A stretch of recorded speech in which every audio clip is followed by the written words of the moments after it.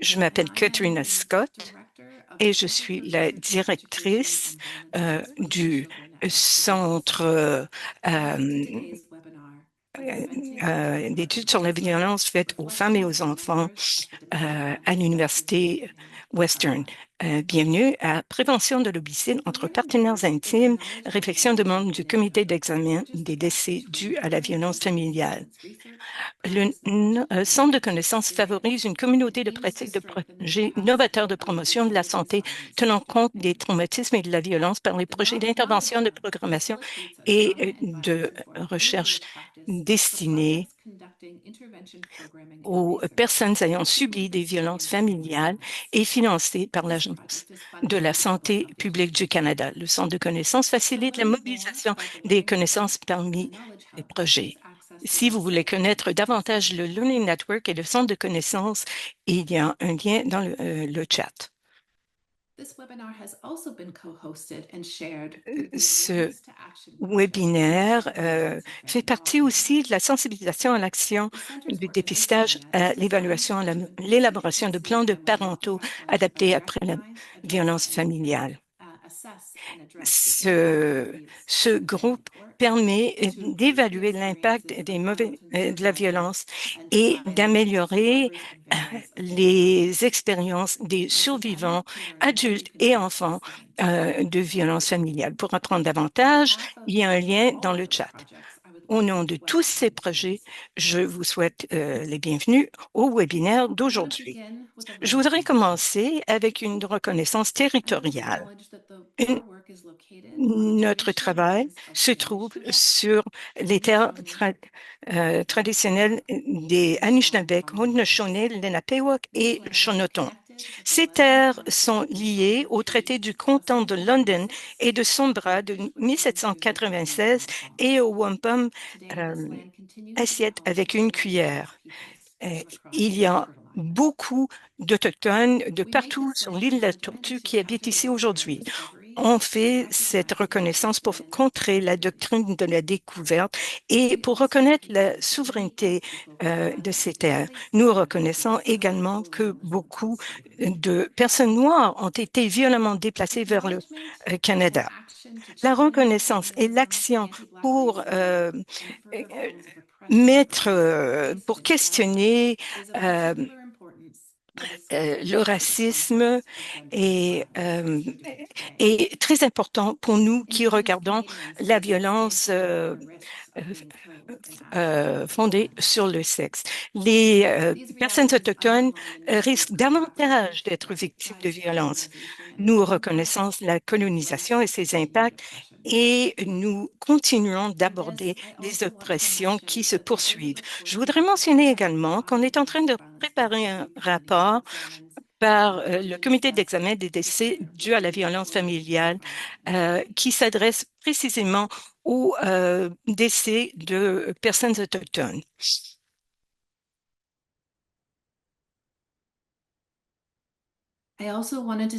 Je voudrais prendre un instant avant de commencer pour reconnaître la perte énorme de vie due à la violence familiale.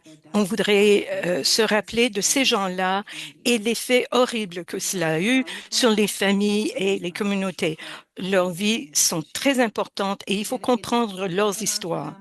Ce webinaire est fait pour elles et eux et nous continuons d'apprendre des tragédies du passé pour créer un avenir plus sécuritaire. Je voudrais également ajouter qu'il faut comprendre que ce webinaire se concentre sur des décès durant la violence familiale. On va présenter des cas et parler de ce qu'il faut en termes de changement. Certains contenus, certains aspects du contenu seront peut-être difficiles pour vous. Prenez une pause. Rejoignez-nous si vous avez besoin d'aide. Si vous voulez de l'aide durant le webinaire, une liste de soutien de services est disponible dans le chat. Il y aura aussi une personne pour répondre à vos textos anonymes. Vous pouvez le rejoindre à un numéro dans le chat, 883-343-0186. Alors maintenant, j'aimerais souhaiter les bienvenus à nos conférencières d'aujourd'hui. Aussi, aujourd'hui, nous avons avec nous Erin Lee, la docteure Carolyn Fraser et Eva Zachary, qui sont toutes membres du comité d'examen des décès dus à la violence familiale. Erin est également directrice de d'un refuge dans le comté de Lanark County. Ça fait des décennies qu'elle travaille sur la violence faite aux femmes. Euh, Elle a été euh, un constable et depuis 2017, elle est une experte en violence familiale. Eva Zachary est la directrice exécutive des services aux victimes de Muskoka et une défenseur des survivantes avec plus de 15 ans d'expérience dans la résolution des conflits, collaboration communautaire et intervention en lors de crises. Caroline, Erin et Eva vont parler à trois chapitres euh, à thème de ce rapport du comité d'examen des décès dus à la violence familiale qui va sortir bientôt. De l'information là-dessus et leur bio se trouve dans la boîte de clavardage. Avant d'inviter nos conférencières à nous présenter, à faire une présentation, je voudrais vous donner un petit peu de contexte quant au CEDVF. Ce comité d'examen des décès dus à la violence familiale a commencé en 2003 et c'est l'un des CEDVF les plus anciens au monde. Le rôle du comité, c'est d'examiner tous les homicides qui impliquent la mort d'une personne et ou de son ou ses enfants commis par le partenaire ou l'ex-partenaire de la personne dans le cadre d'une relation intime. C'est la définition qu'on utilise au bureau du coroner afin d'identifier les décès qui feront l'objet d'un examen de ce comité multidisciplinaire. Quand cette information est disponible, le comité regarde le cas, toute l'information, revoit tous ces décès et fait des recommandations pour prévenir des décès à l'avenir. En juin 2002, le bureau du coroner en chef a lancé un appel de candidature pour la CEDVF. Il y a eu un processus public pour trouver des personnes candidates appropriées pour ce nouveau comité. 15 membres ont été nommés au comité en 2003, quelques nouveaux, d'autres déjà en poste, ainsi que 2 membres ressources. Et ces membres représentent les diverses communautés de l'Ontario et proviennent des services de première ligne du milieu universitaire, de la sécurité publique et du domaine juridique. Ce webinaire reflète les expériences et les points de vue des membres individuels siégeant au comité et ne représente pas nécessairement les points de vue du bureau du coroner ni du comité dans son ensemble. On va parler des chapitres et le rapport final qui s'inspire de ce travail va sortir plus tard cet automne. Mais avant de rentrer dans le détail et de parler de forums et d'examens spécifiques, je voudrais vous parler de certaines constatations importantes. Quand on regarde les cas du comité entre 2010 et 2020, ce qu'on voit, c'est que la plupart des auteurs des homicides sont des hommes. Dans 87 des cas, les femmes sont les plus souvent les victimes et que 75 des cas comportent 7 facteurs de risque ou plus qu'on peut identifier par la suite. Ceci a mené à plus de 400 recommandations. Dernièrement, on a fait un examen de ces recommandations et vous voyez qu'il y a de l'éducation et formation, la collaboration et la coordination. Il y a des recommandations en matière de politique, programme et législation et évaluation des risques, gestion des risques et planification de la sécurité. Avec ce nouveau comité d'examen des décès dus à la violence familiale, étant donné qu'on a de principales constatations et de recommandations, il faut être quand même plus précis. Comment comprendre l'expérience de certains groupes précis et trouver des recommandations pour prévenir les homicides entre partenaires intimes. Nous allons regarder donc les trois chapitres principaux de ce rapport. On regardera l'homicide commis par un partenaire intime dans les populations vieillissantes, les homicides commis par un partenaire intime avec une arme à feu et la santé mentale et l'usage de substances psychoactives et les intersections avec les homicides. La deuxième partie de ce webinaire sera le 27 novembre. Et maintenant, je donne la parole à Erin. Merci beaucoup, Katrina, et bonjour tout le monde. Mon chapitre porte sur s'intitule Souvent oublié, féminicide chez les femmes, les personnes âgées ou vieillissantes. Pourquoi oublier? Souvent oublié. Parce que souvent, on n'associe pas la population plus les gens, plutôt les personnes âgées, comme étant l'objet de violence. On pense que les problèmes sont basés sur la progression naturelle de la vie et la perte de mémoire.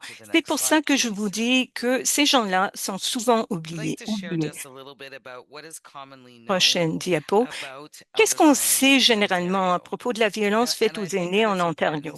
Il est important que une femme sur cinq en Ontario tuée entre 1974 et 2012 avait 55 ou plus. Cette statistique souligne le nombre important de femmes âgées qui ont été tuées, ce qui indique que la violence fondée sur le sexe existe tout au long de la vie. La prévention de la maltraitance des personnes âgées. Selon une étude canadienne, en 2019, on a vu que 7,5% des personnes âgées avaient subi des mauvais traitements et 64% des gens ont été victimisés par quelqu'un autre qu'un partenaire familial. Les connaissances étaient des agresseurs dans un cas sur quatre et les les femmes aînées sont risquent deux fois plus de se faire agresser que les hommes, donc 60 par rapport à 40. Alors, lorsqu'il s'agit de féminicide, à quoi devons-nous penser en tant que gens qui participent à ces examens, mais aussi en tant que personnes qui travaillent avec les populations d'aînés? Il faut penser aux relations de longue date, durée plutôt. Nous savons souvent qu'il y a de nouvelles relations, des gens qui se rencontrent bien après avoir eu des enfants. Il y a l'isolement, il y a aussi l'accès à la famille, aux enfants, aux petits-enfants, l'idéation suicidaire, des pactes de suicide éventuels dans un couple vieillissant, des hypothèses liées au vieillissement, la mémoire, par exemple, le silence générationnel. Ce n'est pas quelque chose dont on parle souvent euh, parmi certaines générations. La violence et les partenaires intimes, on n'en parle pas beaucoup, mais nous savons qu'il existe des traumatismes et les gens portent ces traumatismes pendant toute leur vie. Il y a des croyances et des traditions culturelles. Il faut tenir compte du contexte culturel et les intersections dans la vie des gens. Et il faut penser à comment on utilise cette information et comment on tient compte de ces éléments lorsqu'on travaille avec des personnes plus âgées dans la collectivité.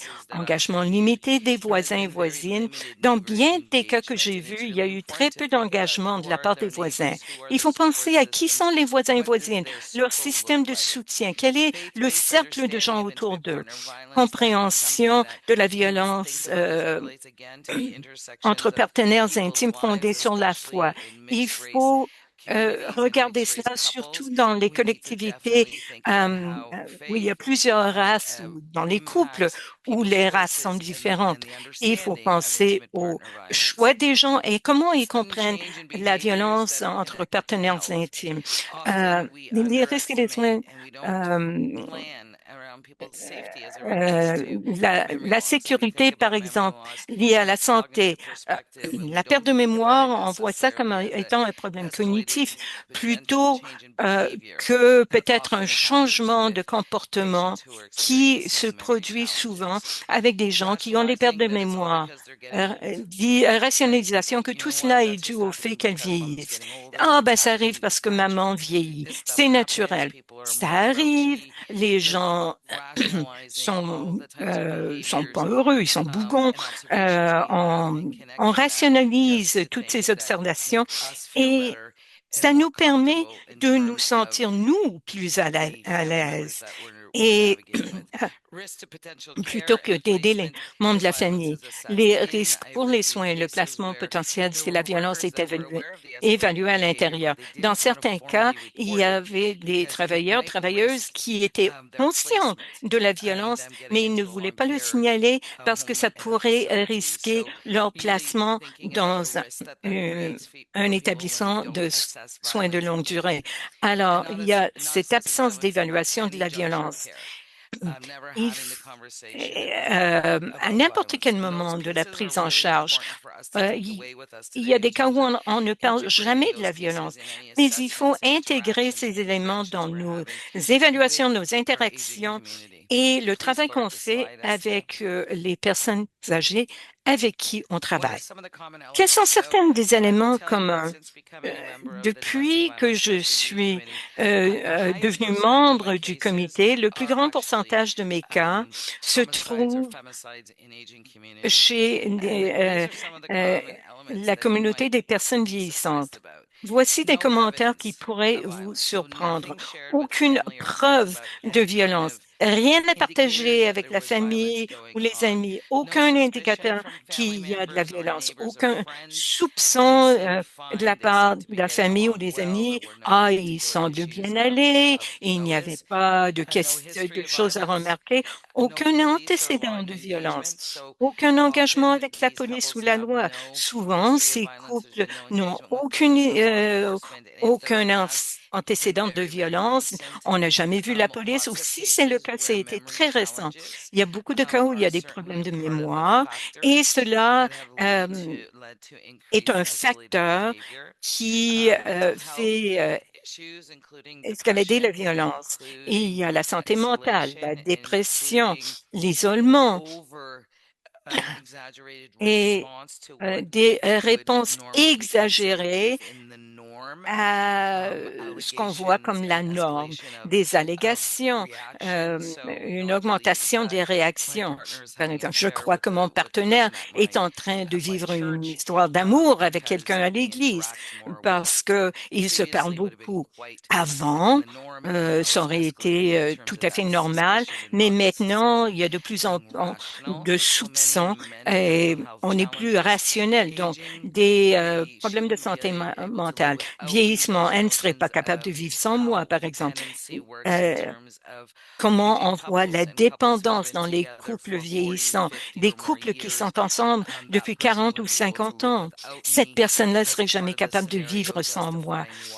Et ce serait un scénario qui justifie l'escalation du comportement qui mène à un homicide. Et il y a aussi l'idéation suicidaire. Il faut en tenir compte parce que c'était parmi les éléments que j'ai vus depuis que je suis devenu membre du comité. Euh, Prochaine diapo. Alors, où se trouvent ces intersections? Où est-ce qu'on pourrait s'engager, voir ces intersections, intervenir et peut-être pouvoir faire plus de planification de la sécurité ou de sensibilisation. Séjour à l'hôpital ou maladie, rendez-vous médical. Il est important de voir comment on renvoie les gens dans la communauté. Il faut penser à la planification familiale. Quel est le cercle de soutien? Est-ce qu'on parle de ces réalités? Est-ce qu'on parle de violence? Est-ce qu'on parle d'une augmentation de la violence? Est-ce que ça veut dire? Et comment est-ce qu'on planifie la sécurité? L'engagement religieux. Dans bien des cas, les familles ont leur groupe religieux. Est-ce que on regarde, est-ce qu'on parle à ces organismes religieux pour leur parler de la violence? L'engagement dans les services. S'ils jouent au bridge ou au bingo dans les centres communautaires, est-ce qu'ils prennent un café dans ces centres? Est-ce qu'on partage de l'information avec ces centres-là? Et il est essentiel de le faire parce que c'est là où les gens peuvent avoir accès à de l'aide.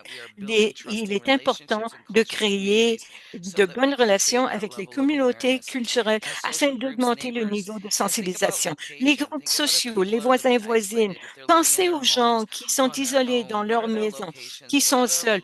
Où se trouvent-ils? Comment sont-ils au niveau financier? Qui a les réalités? Pensez à la dynamique familiale, surtout quand il s'agit d'une famille mélangée, d'une famille reconstituée plutôt. Il faut penser à toutes ces réalités, les enfants, les membres de la famille, qui dit quoi à qui et comment est-ce que on participe à ces conversations pour fournir du soutien et mieux planifier. Prochaine diapo, s'il vous plaît. Euh, Par conséquent, il y a eu des occasions manquées d'évaluation, la violence, et il y a eu des occasions manquées d'évaluer la violence à l'intérieur et de planifier la sécurité. Il y a des points que j'ai déjà soulevés, l'engagement médical, le soutien à domicile. Il ne faut pas laisser la violence sous silence. Il ne faut pas avoir peur de placer la personne. Le risque est encore plus grand dans ces situations-là. Il faut rendre l'information sur les ressources disponibles, l'information, la ligne téléphonique et les soutiens disponibles par les voisins. Et euh, comment est-ce qu'on peut il faut se rencontrer chacun. On ne peut pas toujours se fier au couple de faire cela. Il faut faire du counseling autour de la table de cuisine. On parle du tricotage et on sert de l'information liée à la violence et poser des questions qui sont bien précises sur la violence, y compris la violence comme évaluation de base. Il faut que les personnes âgées voient la violence comme une partie intégrante de nos évaluations. Et il faut, par exemple, poser des questions. Est-ce que vous avez vu ou remarqué quelque chose de différent? Est-ce qu'il y a des choses dont vous voulez parler pour qu'on s'engage constamment et le faire avec toute la famille? Prochaine diapo. Maintenant, il y a les recommandations à considérer.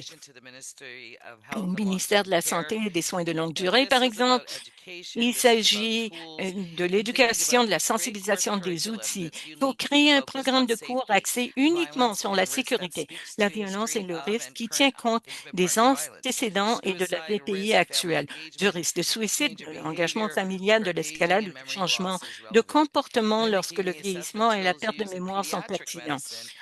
Utiliser les outils d'évaluation en médecine pédiatrique en complétant avec des tests gériatriques. Il convient de créer et mettre en œuvre une évaluation spécifique de la santé et du bien-être qui identifie et inclut une approche intersectionnelle du risque de la sécurité et de la menace de violence. Pour le ministère des Soins de longue durée ainsi que le solliciteur général concernant l'application de la loi, que les procédures de vérification du bien-être dans les soins de santé à long terme et l'application de la loi soient modifiées et partagées en ce qui concerne les domaines évalués. Il est important de penser à nos interventions afin de soutenir l'intersectionnalité des gens qui sont en train de vieillir. Prochaine diapo. D'autres recommandations au ministère des Services aux aînés et de l'accessibilité. Développer et prioriser une campagne de recadrage qui vise l'amplification de la valeur de la mobilisation, la réduction des obstacles à l'accès aux services, la réduction de l'isolement et la promotion des raisons de vivre et de s'épanouir pendant qu'on vieillit. Cette approche doit être équilibrée et tenir compte de l'évaluation des risques des solutions de rechange lorsqu'on est aux prises avec une maladie en phase terminale ou avec la perte de capacité, ainsi que des soins prodigués aux couples et l'engagement familial. Au ministère de la Santé, euh, passer en revue tout ce qui comprend les soins en santé mentale et les processus liés à l'évaluation. Regarder les résolutions de fantaisistes, les plans, les préjudices causés à soi-même et d'autres personnes et à son partenaire ou à sa famille. Il est particulièrement important d'utiliser ou de modifier l'approche pour les facteurs contributifs liés à l'âge ou au vieillissement.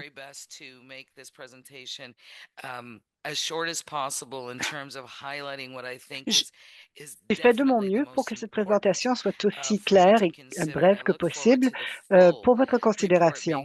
Euh, alors, nous allons veiller à publier ce rapport dans la communauté pour éviter les féminicides à venir. Maintenant, je cède la parole à ma collègue, la docteure Caroline Fraser. Formidable. Merci, Erin. Merci d'avoir partagé cette information avec nous. Bon après-midi tout le monde. Alors, avant de commencer, je m'appelle donc Caroline Fraser et je veux reconnaître mes amis au Centre de recherche et d'éducation sur la violence faite aux femmes et aux enfants, au Learning Network et au Centre de connaissances d'avoir mis de l'avant ce webinaire. Je voudrais aussi vous remercier, vous, d'être ici aujourd'hui, donc une journée très occupée pour tout le monde. Vous avez pris le temps d'être avec nous et de considérer les faits que nous vous présentons. Aujourd'hui, je vais parler donc des homicides dus à la violence familiale commis à l'aide d'une arme à feu en Ontario. Lorsque l'on pense à la violence, à l'arme à feu, on pense à des homicides de masse, de la violence générale, mais en fait, c'est le plus souvent utilisé entre les partenaires intimes. J'aimerais vous présenter comment. La possession d'armes et la violence familiale représentent ensemble un risque significatif. Nous allons donc revoir les conclusions et l'information pratique que vous pourriez donc utiliser pour intervenir si vous soupçonnez qu'il y a de la violence, de la maltraitance, particulièrement si l'agresseur possède une arme à feu.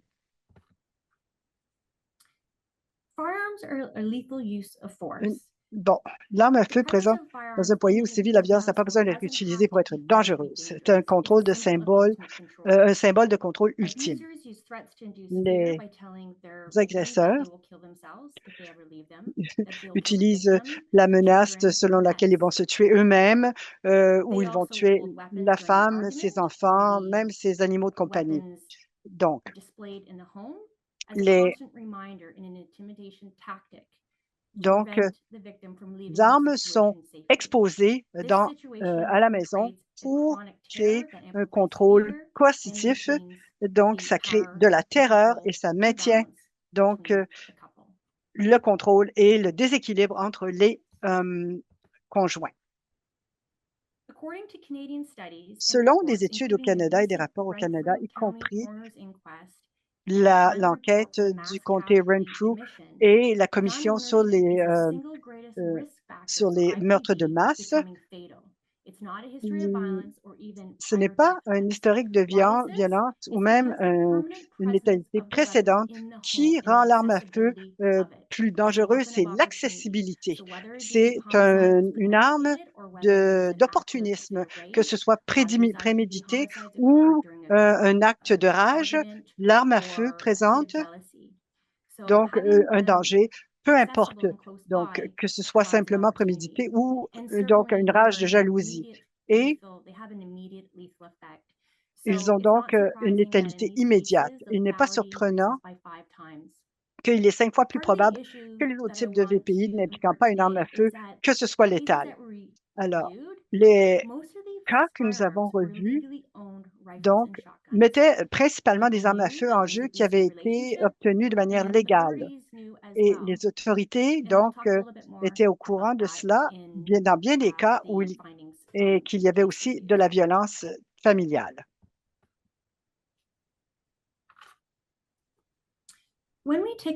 Lorsque l'on regarde de près ce qui se passe en Ontario, les armes à feu ont été utilisées dans le contexte de la violence entre partenaires intimes. Les données suggèrent que les armes à feu sont impliquées dans un quart des cas d'homicide entre partenaires intimes et représentent 29 de tous les décès entre 2002 et 2023. L'accès à une arme à feu ou la possession d'une arme à feu est considéré comme un facteur de risque dans les examens de cas du comité, donc d'examen des décès dus à la violence familiale, que l'arme à feu est utilisée ou non dans l'homicide dans le cadre de la violence conjugale. Sur les 419 cas examinés entre 2002 et 2023, ce facteur de risque était présent dans plus d'un quart des cas.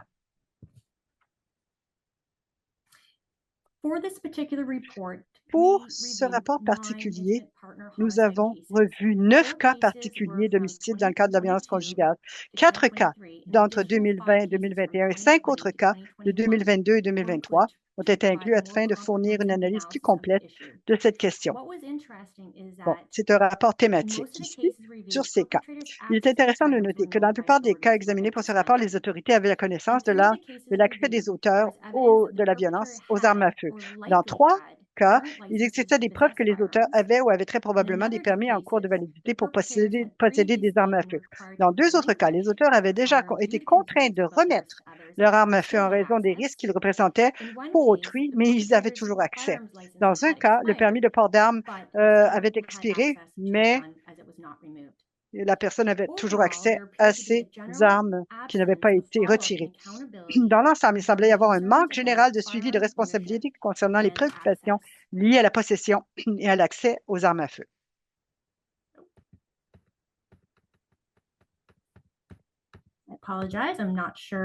Je regrette, ma présentation fait des folies.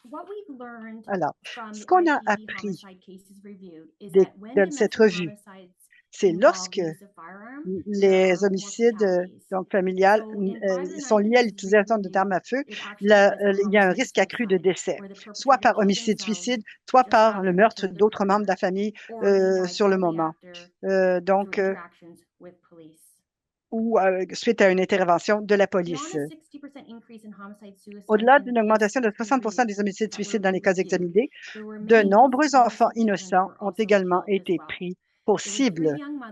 Dans ce rapport, 3 jeunes mères ont été tuées, laissant derrière elles 7 enfants de moins de 16 ans. Il y avait aussi un fils adulte qui est mort aussi, alors qu'il intervenait pour protéger sa mère. Souvent, lorsque les enfants sont tués dans le contexte de la violence conjugale, ils le sont par l'auteur des faits par vengeance, pour anéantir toute la famille, ou lorsqu'un enfant tente d'intervenir dans la situation pour protéger la victime. Les enfants survivants d'homicides commis dans le cadre de la violence familiale subissent un impact dévastateur. Les enfants perdent leurs parents et sont souvent présents sur les lieux. Ils peuvent être ceux qui découvrent le décès ou ils peuvent être victimes d'homicides liés à la violence familiale impliquant des armes à feu. Dans l'un des cas que nous avons examinés, c'est l'enfant de 4 ans d'une mère qui a alerté les voisins de son décès.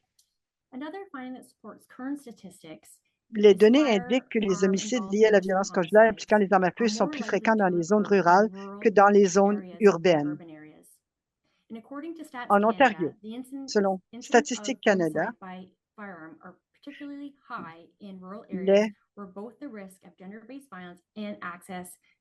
les crimes violents commis avec une arme à feu dans les zones urbaines sont plus susceptibles d'impliquer l'utilisation d'une arme de poing que dans les zones rurales où les crimes violents commis avec une arme à feu impliquant le plus souvent un fusil ou une carabine.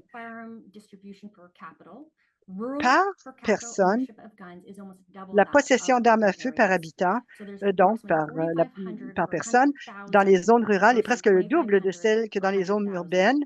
4 500 pour 100 000 habitants contre 2 500 pour 100 000 habitants dans les zones urbaines. On peut supposer qu'il y a un plus grand nombre d'armes longues dans les zones rurales, c'est-à-dire des carabines, en raison de la nature même, de la situation géographique et du mode de vie dans les zones rurales, bon, où on peut vraiment utiliser les armes pour la chasse et ainsi de suite. Voici un graphique illustrant le type d'armes à feu utilisées dans les homicides entre partenaires intimes que nous avons examinés. Comme vous voyez, 55 des armes utilisées étaient des armes longues, bon, des carabines, des fusils de chasse. L'âge s'avère également être un facteur dans les homicides entre partenaires intimes liés à des armes à feu. Chez les personnes âgées de 45 à 64 ans et de 65 ans et plus, nous avons constaté qu'une plus grande proportion de décès était due à des armes à feu qu'à d'autres causes. 3 cas concernaient des couples âgés de 70 ans ou plus. La question de l'accès aux armes à feu n'avait pas été soulevée auparavant dans ces cas, mais au cours des mois qui ont précédé les décès, de nombreux autres facteurs de risque et raisons ont incité les professionnels à s'inquiéter des dangers potentiels liés à l'accès à ces armes. Après avoir examiné un grand nombre de cas, le comité cherche à formuler des recommandations. Ce n'est pas dans le but de rejeter la responsabilité ou de blâmer ou de pointer du doigt, mais c'est pour aider à prévenir d'autres tragédies. Je vais utiliser l'une de mes citations préférées d'une poète bien connue et d'une militante civile, Maya Angelou, pour résumer l'essence même de l'esprit de ses recommandations. Comme elle l'aurait dit, faites de votre mieux jusqu'à ce que vous sachiez mieux. Puis, quand vous savez mieux, faites mieux. À la suite de l'examen des 9 cas, 13 recommandations ont été formulées à l'intention de diverses organisations, associations, professionnelles et du gouvernement, en mettant l'accent sur les occasions manquées et la prévention associée à une meilleure reconnaissance, une meilleure réponse aux risques que présentent les armes à feu dans les cas de violence entre partenaires intimes. Comment aider? Alors, avant de terminer la présentation, je voudrais vous donner de l'information à ce type. Ce que je suggère, c'est que d'abord, poser la question. Donc, il ne faut pas que ce soit une interrogation en bonne et due forme, là, ou une enquête, mais poser la question à la personne. Est-ce que toi ou tes amis ou ton partenaire peut posséder des armes à feu? Où sont-elles donc gardées? Est-ce que la personne a accès à cela, à la maison, sur la propriété? Est-ce que ton partenaire a déjà mentionné la possibilité de vouloir une arme à feu ou d'obtenir un permis? Et si vous êtes préoccupé, demandez est-ce que la personne souffre, avec qui vous vivez, souffre de dépression? Est-ce que la personne a déjà dit je veux me tuer? Bon.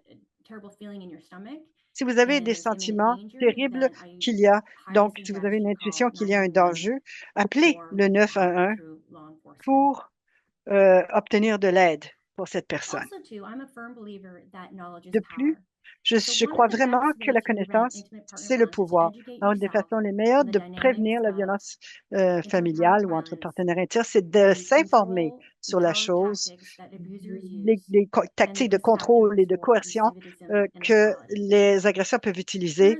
Donc, il y a d'autres processus dont je veux parler. Si vous n'êtes pas déjà au courant, il s'agit du projet de loi C-21 qui est donc proposé par le gouvernement fédéral, y compris les drapeaux rouges et les drapeaux jaunes. Et j'en parlerai davantage. Il y a aussi un cours sur le réseau canadien du savoir policier qui est accessible à tous pour se former sur ce sujet et sur les mandats de perquisition, et j'y viens. Alors, c'est quoi le projet de loi C-21? Bon, c'est une loi qui modifie certaines lois, etc., apportant certaines modifications corrélatives aux armes à feu, a reçu la sanction royale le 15 décembre 2023, mettant en œuvre une série de réformes sur les armes à feu, notamment le gel national des armes de poing, les lois sur les drapeaux rouges et jaunes et le renforcement des sanctions contre le trafic. Alors, on va mettre l'accent sur les drapeaux rouges et jaunes. Il s'agit de réduction des méfaits, donc, et dans les situations de violence familiale. Et plusieurs des recommandations générées par cet examen particulier ont été faites dans le contexte de la modification récente à cette loi où l'on propose davantage de conscientisation, de sensibilisation du public pour arriver donc à également soutenir les survivantes de VP. Alors, le projet de loi 21 vise à réduire et à interdire certains fusils de chasse et fusils et armes de poing. Alors, ce que je veux que vous reteniez ici, c'est que on peut faire demande d'une ordonnance de la Cour. Vous n'avez pas besoin d'être une survivante oui, et vous pouvez donc être protégé. Si vous avez peur d'un ressac, d'une rétribution, donc il y a l'ordonnance de retirer les armes à feu. Vous pouvez le faire pendant 30 jours. Cette ordonnance peut durer pendant 30 jours d'une personne qui représente un danger pour elle-même ou autrui. Donc, cette ordonnance vise l'utilisation des armes à feu de la part d'une autre personne s'il y a donc aussi un danger que cette arme à feu pourrait être accédée par quelqu'un qui a déjà une ordonnance, qui est déjà soumis à une ordonnance. Alors, la loi ne peut intervenir autrement. L'autre partie de cela, c'est qu'une ordonnance de rétraction d'urgence vise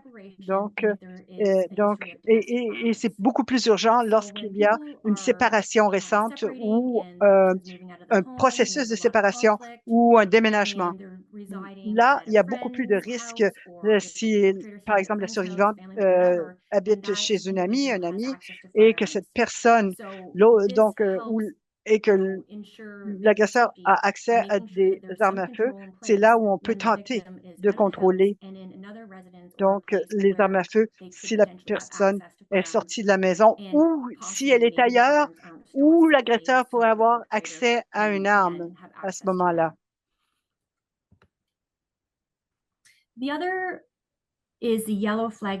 L'autre, c'est la provision, la disposition sur le drapeau jaune.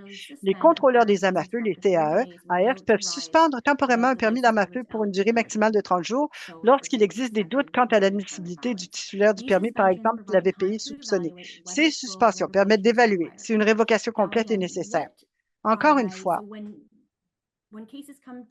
lorsque ces affaires viennent à l'attention de la loi, ils ont leur propre processus en place pour déclencher une alerte au bureau du CAF afin que celle-ci porte attention à la personne qui pose un risque et la personne qui a accès ou qui pourrait avoir accès à des armes à feu.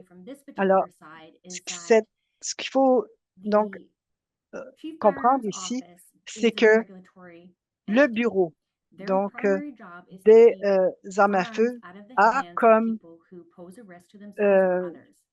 mandat de protéger la population de personnes qui ont des armes à feu. Donc, je laisse ici sur la diapo le numéro de téléphone et le courriel. Si vous avez des préoccupations, vous pouvez certainement les appeler. Et ils vont garder un dossier documenté sur la personne dont vous avez parlé et peut-être il n'y aura pas d'audience immédiate ou il pourrait y avoir une audience immédiate pour révoquer le permis ou le dossier est ouvert, c'est bon à savoir et s'il y a assez d'interventions dans le dossier, on peut utiliser cette information lors d'une audience pour savoir si on peut révoquer ce permis ou si on doit le renouveler lors du renouvellement. Alors, toute information que vous détenez n'est assez bonne que lorsque vous en faites part à ce bureau.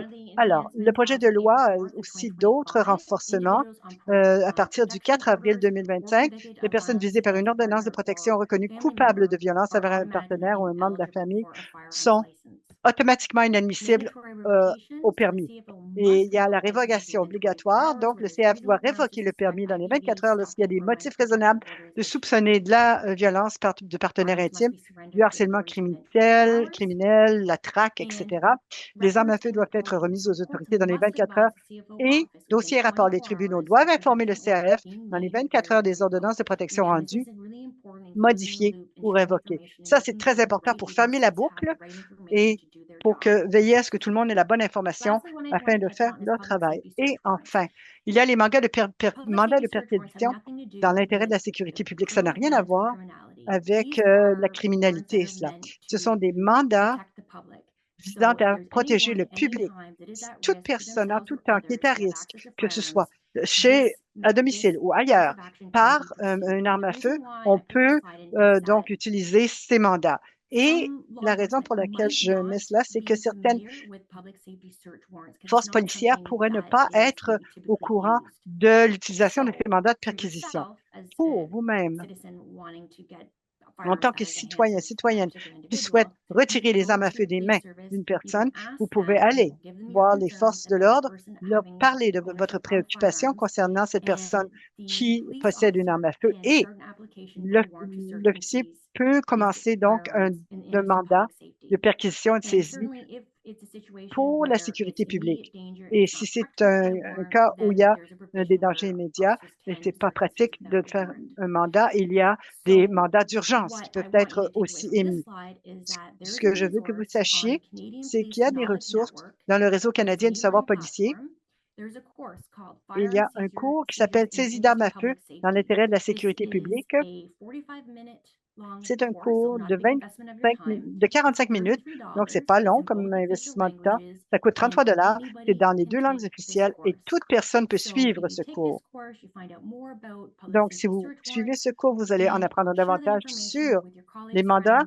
Donc, et vous pouvez partager cette information avec vos collègues, vos amis, vos voisins et voisines. Ensuite, j'aimerais conclure ma présentation par certains points clés pour que vous puissiez retirer, donc, et vous rappeler de ceci. L'accès aux armes à feu est un facteur de risque important pour les homicides commis par un partenaire intime. Dans les cas où les armes à feu sont utilisées, la létalité est 5 fois plus élevée. Il est probable qu'il y ait plus de victimes. L'accès aux armes à feu est également une préoccupation importante lorsque la personne a des idées suicidaires. Ces idées suicidaires sont un facteur de risque important pour les homicides commis par un partenaire intime. Donc, si vous avez des doutes, posez des questions et vous avez le pouvoir d'intervenir par les processus donc des tribunaux. Vous n'êtes pas impuissant, impuissante. Vous avez le pouvoir de contrôler certaines de ces préoccupations lorsque les gens ont accès aux armes à feu et que ça pose un risque donc aux partenaires, à la famille ou au public. Merci beaucoup de votre temps, de votre attention et je cède la parole maintenant à Iva. Merci. Merci, Caroline. Bon après-midi et merci de l'occasion de vous adresser la parole aujourd'hui. Je m'appelle Eva Zachary et je vais vous parler des perspectives du comité d'examen des décès dus à la violence familiale, donc des constatations de 2022-2023, particulièrement quant à la question de la santé mentale et de l'usage de substances psychoactives dans les cas de VPI. Il s'agit donc d'information ici, de sensibilisation. L'objectif est donc le contexte. Nous ne voulons pas blâmer qui que ce soit ou stigmatiser qui que ce soit. Il s'agit de comprendre le risque et la prévention de manière plus efficace. C'est par des présentations comme celle-ci que l'on crée une sensibilisation et qu'on prévient des tragédies futures. Il n'y aura pas de référence à des cas précis. Dans cette présentation, il s'agit d'un examen donc très général, la corrélation entre l'usage de substances psychoactives, la santé mentale et la violence par partenaire intime. Il est important de dire que la santé mentale et l'usage de substances ne causent pas la violence en soi, mais ils peuvent accroître les facteurs de risque lorsqu'il y a donc d'autres éléments donc, de conflit dans une relation entre partenaires intimes. Il s'agit de substances. Nous ne parlons pas de toxicomanie. Il faut comprendre la distinction. Dans ce cas, l'usage de substances est une préoccupation, mais ce n'est pas nécessaire que ce soit une toxicomanie, donc une dépendance. Prochaine diapo.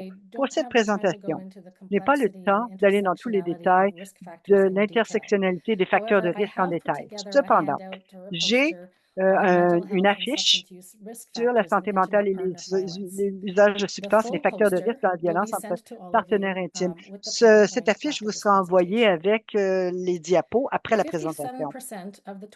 57 des cas de 2022-2023 montraient une prévalence de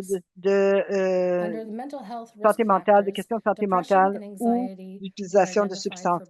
La dépression et l'anxiété d'abord, quant à la santé mentale, c'est lié donc aux deux partenaires bien souvent. Les SSPT, donc les syndromes de stress post-traumatique souvent, donc troubles de la personnalité également présents. Et il y avait les pensées suicidaires. Les survivantes font face à un risque accru de suicide. Mais les agresseurs de VPI peuvent souvent utiliser les menaces suicidaires comme tactique de contrôle. Le contrôle coercitif, c'est cela justement, c'est une des tactiques. Traumatisme chez les enfants. Pour les survivantes et les agresseurs, ça augmente. Donc, la violence augmente le risque de participation à la violence tout au long de la vie. Quant aux facteurs liés à la consommation de substances, l'abus d'alcool, la consommation de drogue se retrouvent chez les survivantes comme chez les agresseurs. Quant à la vulnérabilité des survivantes, en tant que travailleurs de première ligne, vous aurez vu, bien d'entre vous, que ce soit les survivantes ou les agresseurs, ils utilisent donc ces substances comme mécanisme leur permettant de gérer, ce qui mène à l'exploitation, au risque accru, la stigmatisation, les obstacles au service, etc. C'est à nous d'enlever le stigmate et d'offrir des environnements accueillants et inclusifs de soins. Quant à l'intersection de la santé mentale et l'usage de substances, il y a une comorbidité. Les deux troubles ou les deux éléments augmentent considérablement le risque de violence entre partenaires intimes. Le cycle de la violence, c'est que la VPI aggrave la santé mentale qui mène à l'utilisation de substances, ce qui perpétue la violence entre partenaires intimes. Ça mène aussi à des obstacles à demander de l'aide.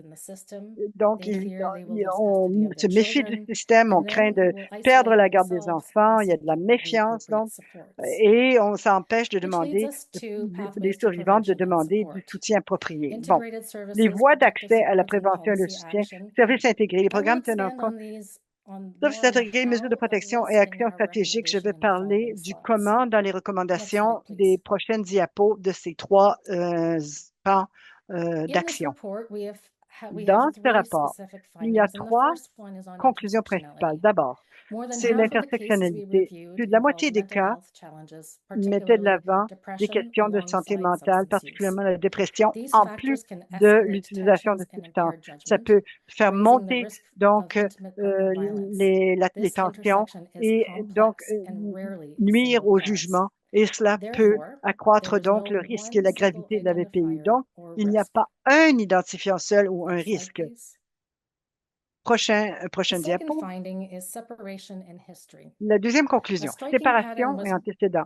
Un schéma important, c'est la présence d'antécédents de violence conjugale. Donc, plus de 80% des agresseurs avaient ces antécédents. Donc, avec la partenaire actuelle ou une partenaire précédente. On a aussi montré que la séparation, donc le processus de séparation, c'était le risque le plus élevé pour les personnes. Et donc, du point de vue des services à la victime, ça c'est moi, les 72 premières heures après, donc les accusations ou la séparation, c'est les plus vulnérables.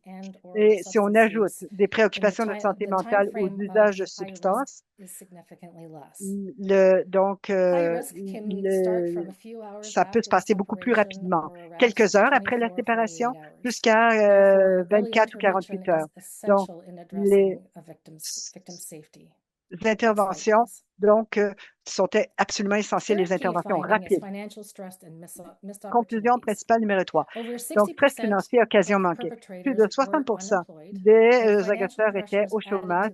Les difficultés financières ajoutent à l'instabilité et à la relation, donc, de maltraitance. Par ailleurs, les survivantes et les auteurs de violences avaient souvent eu des contacts préalables avec des professionnels, des fournisseurs de services, des intervenants, euh, mais le risque n'avait pas été systématiquement identifié. Il s'agissait d'occasions ratées d'intervention. Prochaine diapo. Cela nous amène à nos recommandations. Il y en a 4. D'abord, formation professionnelle.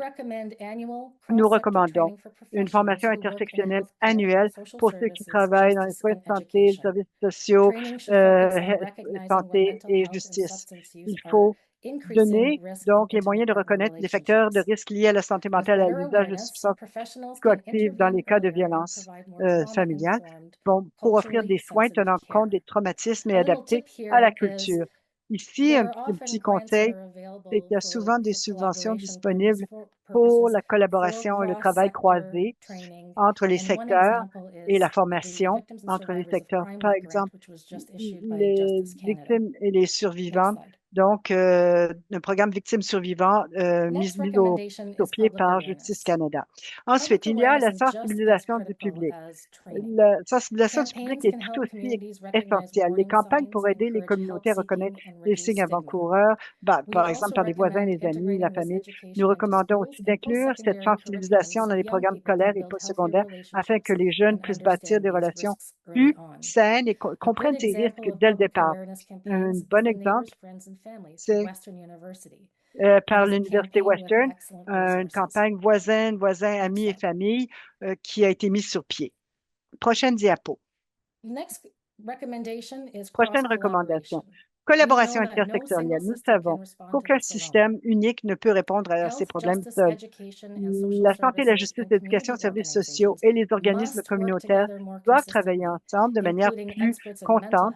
Ça doit inclure des experts en santé mentale, usage de substances, donc aux tables et des comités pour examiner donc les risques afin de mettre au point des stratégies de réponse. Mon message ici, c'est qu'il faut sortir des cloisons, faire confiance l'un à l'autre et s'aider l'un l'autre. Ça va faire une grande différence. Prochaine diapo. Et la dernière recommandation, c'est l'évaluation des risques. Je ne peux pas assez insister. L'évaluation des risques peut sauver des vies. Et il faut donc ne pas rater donc la dépression et les pensées suicidaires dans des situations de risque. Il faudrait standardiser donc ces outils d'évaluation des risques en Ontario et partout au Canada. Il y a donc des outils qui existent déjà. Veuillez les utiliser et veuillez consulter avec la communauté de soins aux victimes, que ce soit la police, le soins aux enfants, les services aux victimes, etc., intervention première, etc. Et quant à la confidentialité, vous gardez le dialogue en cours entre donc les divers secteurs, vous allez pouvoir sauver des vies. Le message clé, c'est que la prévention est possible. Si on renforce la formation, la sensibilisation, l'évaluation de risques, etc., on peut réduire des homicides. C'est un fait. Chaque vie, chaque cas représente une vie, une famille à tout jamais changé et ça nous appelle à l'action. Prochaine diapo. Et pour terminer, je voudrais reconnaître les victimes, les familles et les communautés qui ont été touchées par ces tragédies. Leurs expériences nous guident dans notre travail. Ensemble, en apprenant de ces examens et en s'engageant à créer des systèmes de soutien, on peut prévenir d'autres décès et rendre des communautés plus sécuritaires. Et pour terminer, je vous laisse mes coordonnées et comme je l'ai promis, vous, vous allez recevoir le document d'information santé mentale, facteurs de risque liés à l'usage de substances psychoactives dans la violence entre partenaires intimes vous sera disponible. Vous pouvez aller à mon site web également. Sous ressources, vous trouverez l'affiche. Et j'ai aussi rédigé un article qui explique les facteurs de risque et les définitions en matière de santé mentale. Et ça se trouve sous l'onglet ressources. L'article a été publié en septembre 2025. Et merci d'être ici aujourd'hui. Ça démontre que vous voulez faire une différence, que vous voulez sauver une vie. Votre présence fait toute la différence. Merci beaucoup. Et maintenant, je redonne la parole à Katrina. Merci beaucoup. Merci à vous, Caroline, Erin et Eva, d'avoir partagé vos réflexions avec nous. Et maintenant, nous allons passer à une discussion. Vous pouvez continuer à poser vos questions. J'apprécie le fait qu'on puisse partager ensemble. On a eu un beau survol et maintenant on passe aux questions. On commence avec Erin. On a reçu beaucoup de questions à propos des populations vieillissantes et l'homicide entre partenaires intimes. Ce qui me frappe, c'est qu'il y a des gens qui pose des questions à propos du déclin cognitif, les problèmes de santé. Il y a quelqu'un qui a parlé aussi des illusions. Mais pouvez-vous nous parler de ces facteurs? Que faut-il savoir de plus? Merci beaucoup. C'est une bonne stratégie de m'avoir posé la question. Euh, D'abord, j'ai utilisé mon temps de manière très efficace, ce que je ne fais pas très souvent. J'apprécie ces questions. Je voudrais dire à Don que tous les éléments communs pourraient s'appliquer à d'autres groupes aussi. Mais mon travail, et ce que j'espère aujourd'hui en vous parlant de cette population précise, c'était de vous montrer qu'il faut tenir compte de ces éléments-là, surtout en ce qui concerne les aînés. Je suis d'accord que les questions de santé, la pression, la haute pression, la vue, ne plus pouvoir conduire son auto, tout cela a une incidence sur l'indépendance, le diabète, la dépression, le deuil suite à la perte d'un petit enfant ou d'un enfant. Tous ces éléments, on a vu tous ces éléments dans les cas qu'on a examinés en ce qui concerne les questions liées à la santé. Mais souvent, ces questions ne sont pas liées les unes aux autres et ne sont pas utilisées pour faire des évaluations de risque. On fait de la rationalisation. On dit, ah, ce sont des éléments qui sont normaux dans la vie d'une personne. Alors, pour nous, on ne les voit pas comme des éléments qui causent plus de stress, qui pourraient aggraver les comportements. Alors, on n'en parle pas tout de suite. On remet cela plus tard. Il y avait un cas où une femme subit une intervention chirurgicale. Elle était rentrée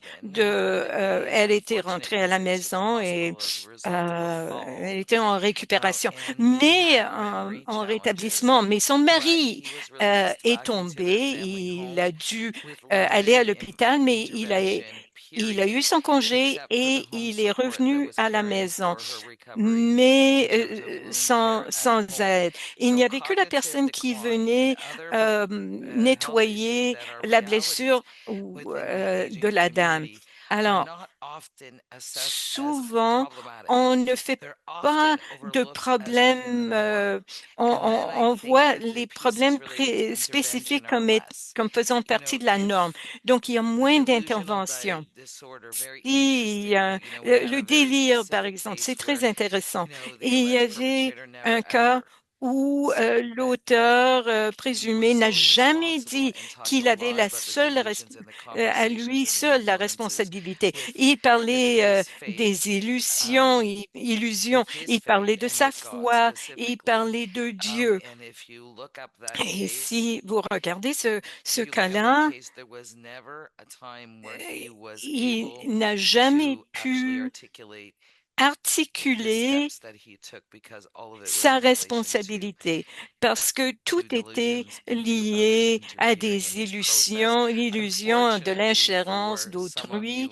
Malheureusement, euh, malheureusement, ce n'est qu'après qu'on peut identifier ces informations-là et dire, oh mon Dieu, on aurait dû, il faut penser à la façon qu'on intervient auprès des aînés.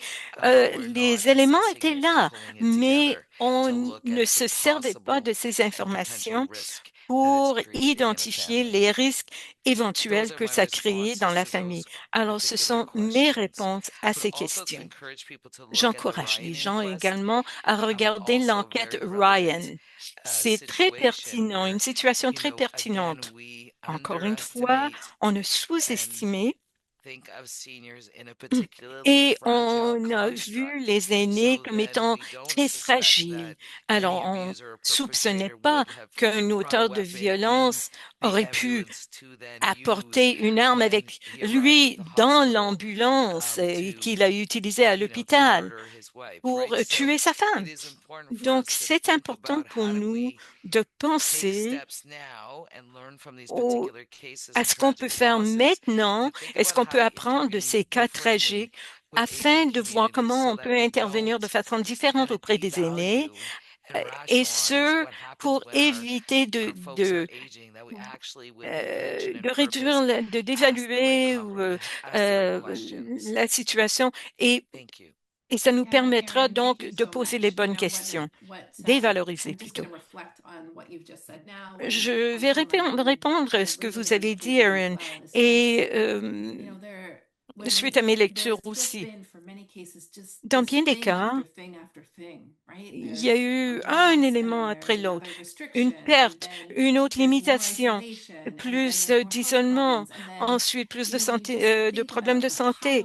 Et quand on pense à ce tas de problèmes, et et les gens doivent lier ces éléments les uns aux autres. Ça m'a ouvert les yeux euh, à l'intersectionnalité de ces facteurs multiples qui peuvent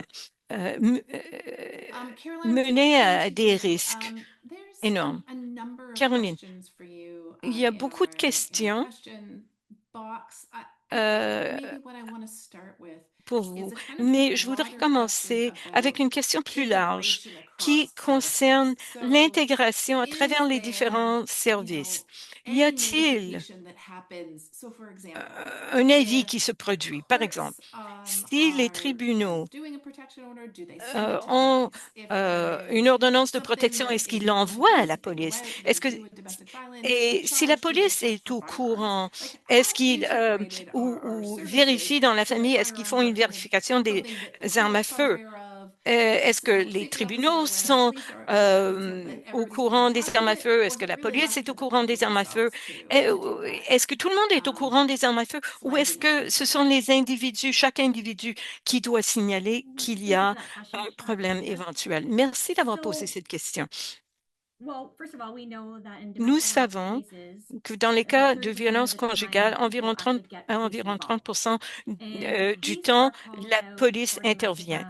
Et si on appelle la police pour faire une enquête de violence entre partenaires intimes, oui, ils devraient demander s'il y a des armes à feu. Et il y a une liste de vérification euh, quand la police et les armes à feu sont sur cette liste de vérification pour qu'on n'oublie pas de poser la question.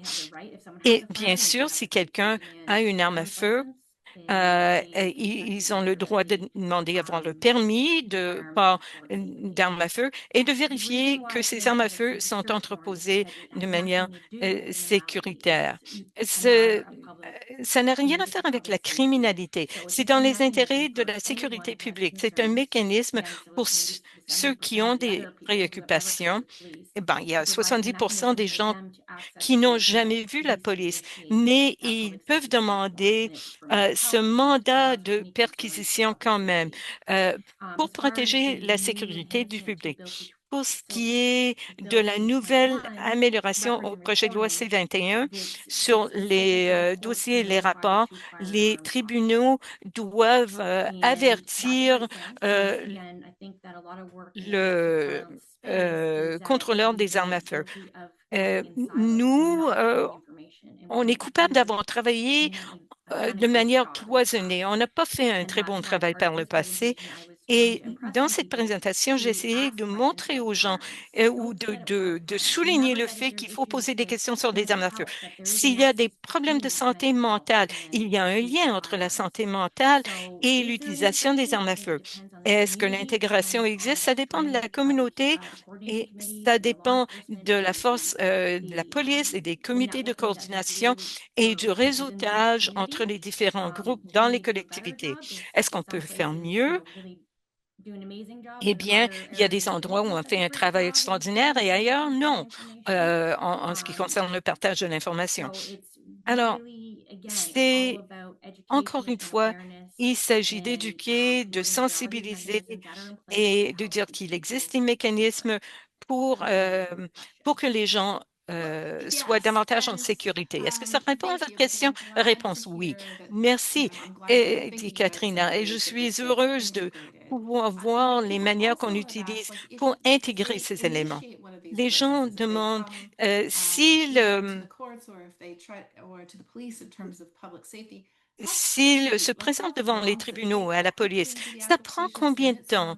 Euh, euh, euh, Combien de temps est-ce que ça prend pour limiter l'accès aux armes à feu? Je sais que ça dépend du processus. Eh bien, c'est une question très importante. Mais les processus ne sont pas rapides. Ça a besoin d'une audience, d'une date. C'est un processus, c'est une démarche. Ça n'arrive pas du jour au lendemain. Et les mandats de perquisition pour la santé ou la sécurité du public peuvent euh, être mis en place le lendemain. Mais s'il y a un danger immédiat, il faut appeler le 911. On ne peut pas se fier à un mandat ou une interdiction ou une ordonnance. Il faut appeler le 911 tout de suite si la personne est à très haut risque. Malheureusement, ces ordonnances du tribunal, c'est un processus, c'est une démarche et ça donne un mécanisme à tous et chacun de commencer de débuter le processus, de déclencher le processus. Et c'est une nouvelle disposition qu'on a mise en place et qui vise justement ces situations-là. Ça ne se limite pas à ce qu'on peut faire après l'incident. Et merci d'avoir insisté là-dessus. Je vais vous poser une autre question avant de passer à Eva. Ce sera une question de transition. Quelqu'un a dit que vous deux avez insisté sur le suicide et le lien avec la violence entre partenaires intimes. Il y a un lien entre les suicides d'hommes et les homicides entre partenaires intimes. Voici la question. Est-ce qu'il y a de l'information sur les femmes qui se suicident et les armes à feu? Est-ce qu'il y a un lien semblable avec les homicides entre partenaires intimes? C'est une bonne question. Je n'ai pas vu des statistiques là-dessus. 8 sur 10 des victimes d'homicides entre partenaires intimes sont les femmes. Dans le cas des armes à feu, les propriétaires sont à 85% des hommes. Et lorsqu'on utilise des armes à feu, il est beaucoup plus probable que ça se termine par un homicide-suicide entre partenaires intimes. Et chez les personnes âgées, on voit euh, qu'on utilise aussi les armes à feu pour commettre un homicide et pour se suicider. Peut-être que Erin et Eva ont de l'information par rapport à ce que vous avez demandé, mais moi, je n'ai pas grand-chose à partager avec vous à ce niveau-là. Je m'en excuse. Bon, oui, merci, Caroline. J'ai participé à une conférence récemment et la question du suicide suite à la victimisation de la BPI est c'est une chose dont on n'a pas parlé assez, c'est la BPI comme étant contributeur, un facteur de risque du suicide parce que la personne ne peut trouver une façon de s'en sortir.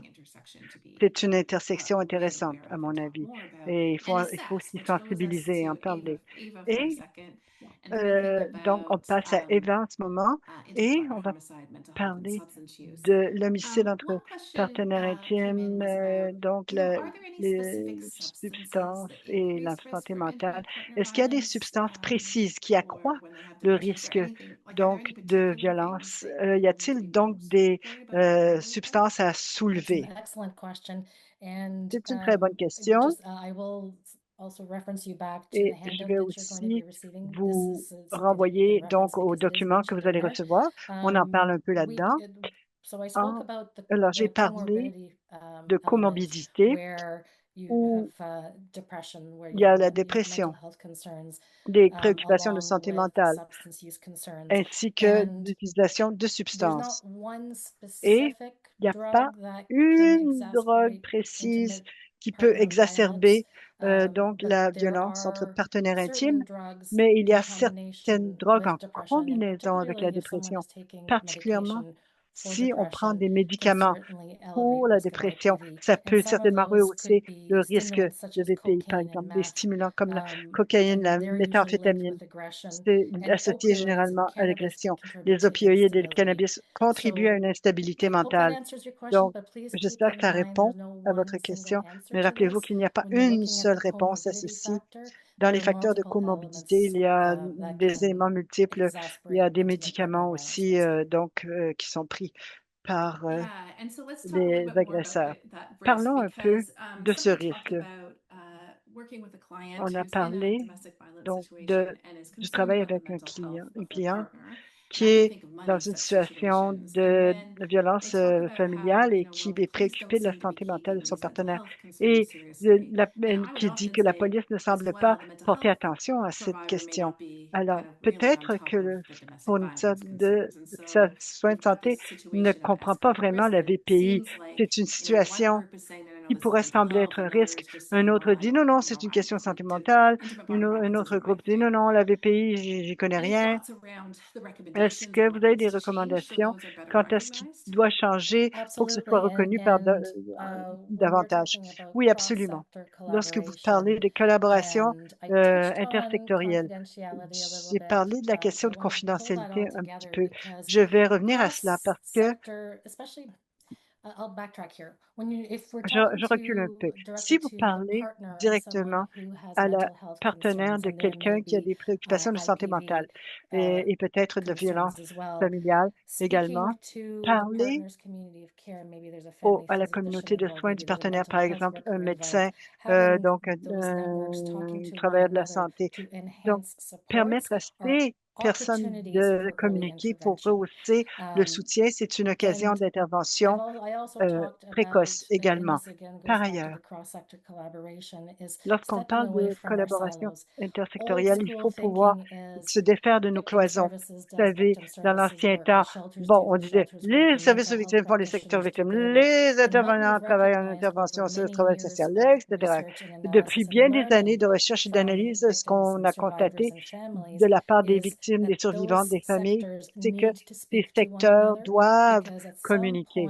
Parce qu'à un moment donné, quelqu'un va voir donc une possibilité d'intervention précoce. Voilà. Oui, merci. Donc, la recommandation, c'est de tenter de décloisonner. donc, et de rayonner l'un vers l'autre entre les professionnels. Pour que cette conversation soit amorcée, quelqu'un a parlé de la loi concernant la confidentialité. Donc, je reviens à l'Ontario parce que je connais davantage le praticien donc, de la confidentialité, du respect des renseignements personnels en Ontario a donc des euh, orientations précises publiées sur cette question là, lorsqu'il y a de la BPI. Je, je voudrais parler de cela maintenant parce que je suis certaine qu'il y a pas mal de fournisseurs de services, des intervenants de première ligne ici, des intervenants. Lorsque vous parlez de respect de la vie privée et que vous craignez de violer donc cette confidentialité, gardez à l'esprit que je préfère me faire taper sur les doigts plus tard, sachant que j'ai potentiellement sauvé la vie de quelqu'un, de sa famille, plutôt que de prendre du recul dans, et sans donc parce que je n'étais pas au courant de mes des possibilités et j'ai pas agi. Bon, alors lorsque vous travaillez avec une cliente et que vous voyez qu'il y a des facteurs de risque élevés présents et que vous ne voulez pas soit parler aux forces policières parce que vous avez des questions de confidentialité, donc des ententes avec cette cliente. Si vous avez l'occasion potentielle d'une intervention précoce de manière appropriée par les services appropriés, il n'y a pas de honte là.